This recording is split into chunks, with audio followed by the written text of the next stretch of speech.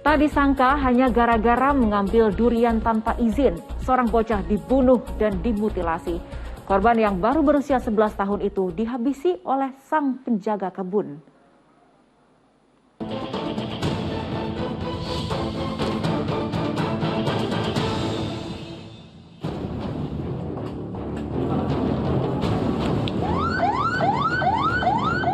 Warga berdatangan ke sebuah perkebunan di Dusun Subing Jaya, Raja Basa Lama, Labuhan Ratu, Lampung Timur, Lampung.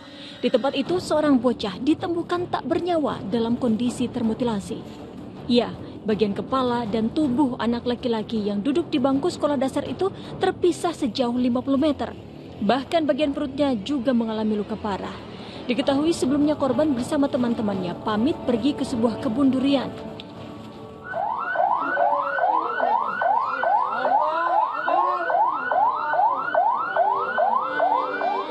Tangis orang tua korban tak terbendung ketika ambulans yang membawa jasadnya tiba di rumah duka. Menurut pihak keluarga, korban memang pamit untuk pergi dengan teman-temannya. Rupanya di kebun durian itu mereka berpencar. Subuh itu dia berangkat sama teman-temannya. Setelah itu dia nggak tahu di TKP itu dia terpisah sama teman-temannya gitu loh. Jadi ada suara teriakan, cuman teman-temannya itu udah nggak ada di situ.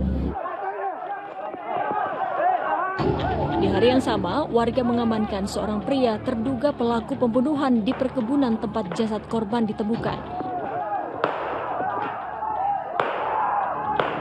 Amarah warga membuncah, memaksa aparat yang tiba ke lokasi melepaskan tembakan peringatan untuk menghentikan aksi anarkistis warga.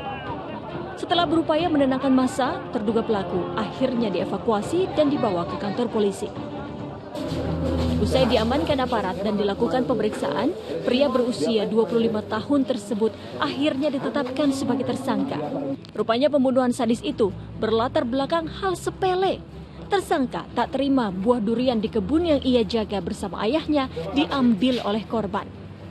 Tersangka pun berdalih pembunuhan terjadi saat korban yang kedapatan mencuri buah durian justru melakukan perlawanan dan mengancam pelaku dengan pisau. Berniat membela diri, tersangka yang kesal berebut pisau dan menggunakannya untuk menghabisi nyawa korban serta memutilasinya. Sejumlah barang bukti telah diamankan polisi, di antaranya pisau yang digunakan untuk menghabisi korban serta buah durian. Motifnya berdasarkan keterangan dari tersangka, dia merasa tersinggung. Tersangka merasa tersinggung karena merasa diancam oleh korban, gitu. Jadi pengakuannya karena merasa tersinggung dan terancam, direbut senjatanya korban. Kini polisi berencana melakukan tes kejiwaan dan observasi terhadap pelaku di Rumah Sakit Jiwa Lampung. Jeratan pasal tentang kekerasan terhadap anak dan Undang-Undang Perlindungan Anak kini membuatnya terancam hukuman di atas 15 tahun penjara. Tim Liputan melaporkan.